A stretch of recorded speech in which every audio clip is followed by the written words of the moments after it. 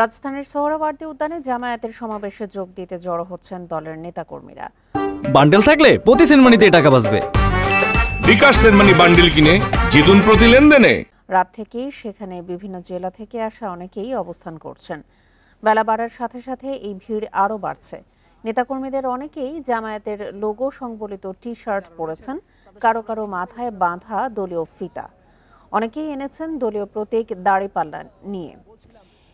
সোহরাওয়ার্দী উদ্যানের মঞ্চের সামনে ত্রিপল বিছিয়ে দেওয়া হয়েছে। নেতাকর্মীদের অনেকেই সেখানে শুয়ে বসে সময় কাটাচ্ছেন, কেউ কেউ দিচ্ছেন দলীয় স্লোগান।